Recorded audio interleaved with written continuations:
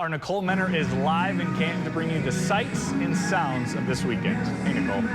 Good evening from Canton, where the Hall of Fame festivities are just getting underway. You can see behind me the Hall of Fame game ready to kick off in just a few hours. But of course, the reason we are here is for none other than Packers legend LeRoy Butler. Well, the biggest takeaway, Mark, was that both defenses just absolutely dominated on day one of joint practice.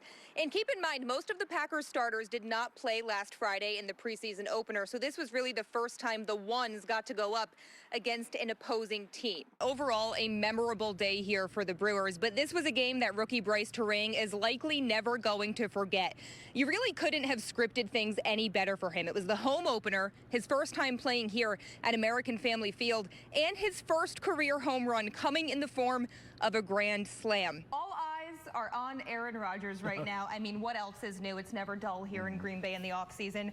So let's talk about it. In your opinion, if you had to say right now, will 12 be back on this team next season? My biggest takeaway is that tonight we can expect the unexpected, right? Always. As usual, Brian Gutekunst did not give us any indication what he and the rest of the front office are thinking, but he did say that the draft philosophy remains the same. They are focused on the long term, not the short term. Packers general manager Brian Gutekunst spent a good portion of the NFL Combine a few weeks ago praising Jordan Love, and maybe that was a sign of what was to come, because now Love gets ready to take over this franchise. He's had 3 seasons to learn and develop behind Aaron Rodgers, but this season he really seemed to take some significant steps. For the majority of the season, it has been the Bucs and Celtics on top of the Eastern Conference. Aside from 5 games, though, from mid-November to February 26th, the Celtics have been in control. Since then, though, the Bucs took over, and they've been able to hold on to that top spot. Of course, though, as you said, this game has been circled on the calendar for a while because we knew it would likely have some serious playoff seeding implications. 6 times this season, it's scored 30 points or more, and it starts with Kyler Murray. This is the most dynamic quarterback the Packers defense will be facing up to this point. He's extremely mobile, gets the job done with his legs, but he's also really evolved in his passing game this season, right now leading all NFL quarterbacks in completion percentage and number 2 in total touchdowns. Time now for our TCR Interactive, and this one is brought to you by a fan I spoke with on Wednesday. Tamika came up from Florida, told me before practice that if Aaron Jones signed her arm, she would go and get it tattooed permanently on her arm, exactly where he signed it. So here it is. She got her wish. He signed her arm. And then she fulfilled her promise. Has anything crazy like that ever happened with you? Any fans do something crazy to show off their love for you back in the day? This is a family show. So we can't say. You'll have to tell me during a break, because now I'm very curious. The Celtics managing to tie this series up at 2 games apiece, and you have to imagine the Bucs probably pretty upset with themselves after this loss. In fact, you can actually see Bobby Portis out here on the court. He came out here right after the game ended and started working on his shot. And as long as they are mathematically alive, as we've heard many times, Aaron Rodgers plans to keep on playing. But the closer we get to the end of the season, the more questions pop up about what this team will look like next year and if Aaron Rodgers will be back. The Patriots were down to their 3rd-string quarterback, yet still found a way to squeak by that Packers defense just enough to force overtime. And as you said, we saw 2 very different halves from Aaron Rodgers. In the first half, he was just 4 of 11 for 44 yards and 11.2 passer rating, also throwing his 4th career pick 6. But as he said post-game, he doesn't usually have 2 terrible halves, and Rodgers flipped it around, throwing 2 touchdowns, including touchdown pass number 500. From a statistical standpoint, the 2022 season was the worst of Rodgers' career. Comparing it to his 2020 and 2021 MVP seasons, Rodgers did not hit the 4,000 passing yard mark. He threw 26 touchdowns, also down from the previous 2 years.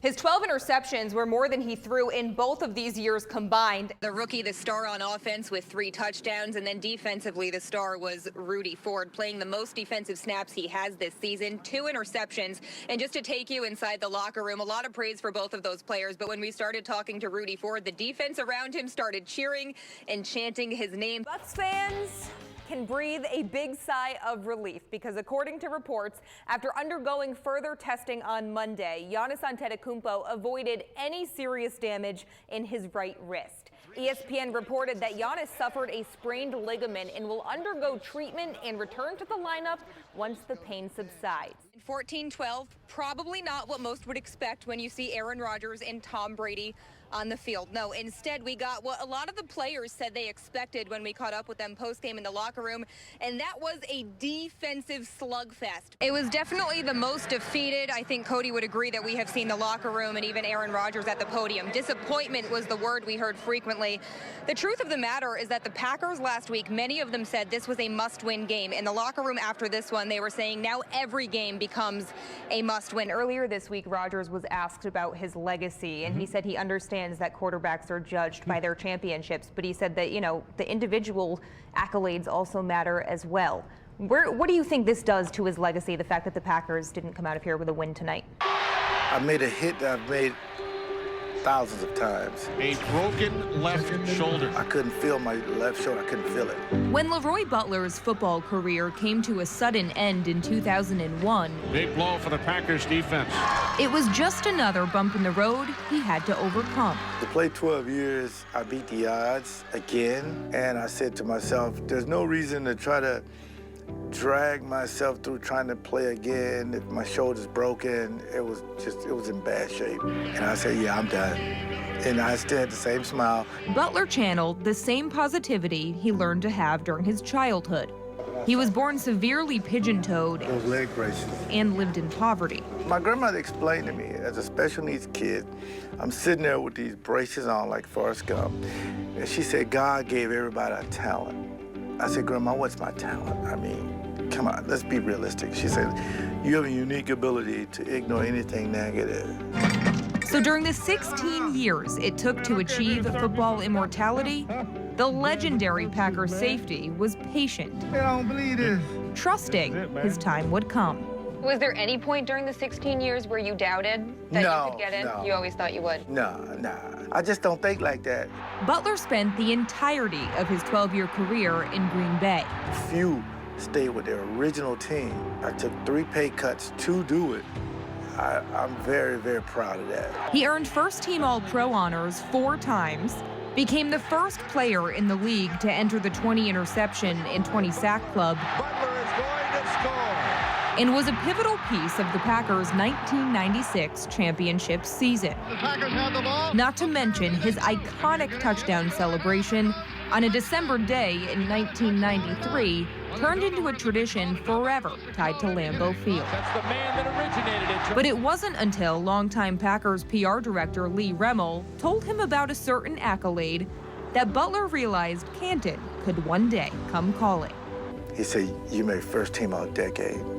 One day you're gonna be in the Hall of Fame. I've never even thought about Hall of Fame before that.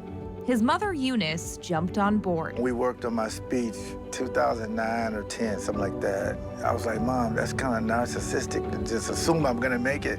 She's like, oh yeah, you'll make it, but you gotta be prepared.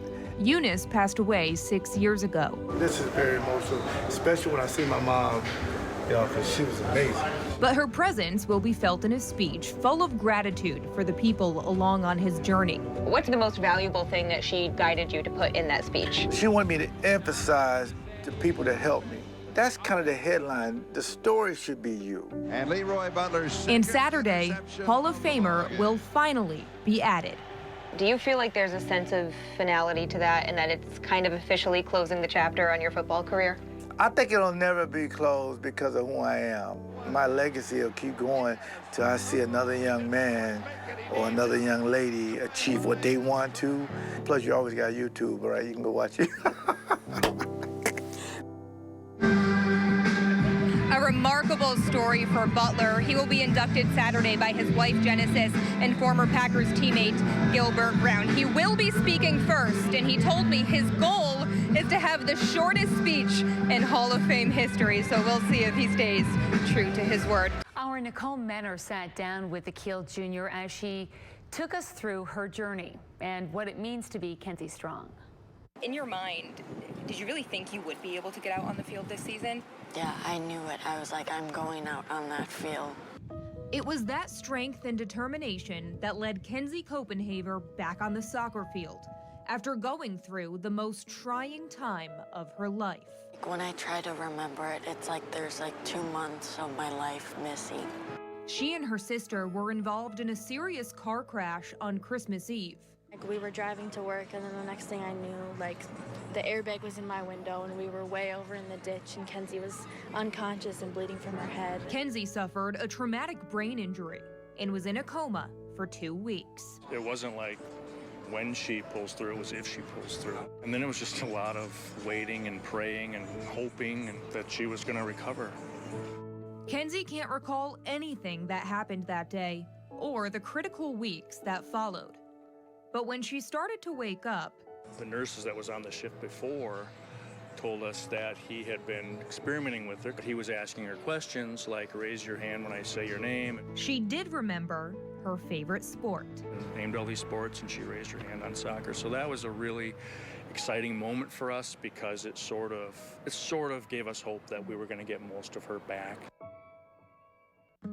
Kenzie had a long road of recovery ahead, but she set a goal to play soccer again this season. Like every day, I got a little whiteboard, and I would write, I want to play soccer on it. And if I miss a season, it would be like missing a piece of me. And after you had missed 2 months of your life, did that make it even more motivating? Yeah.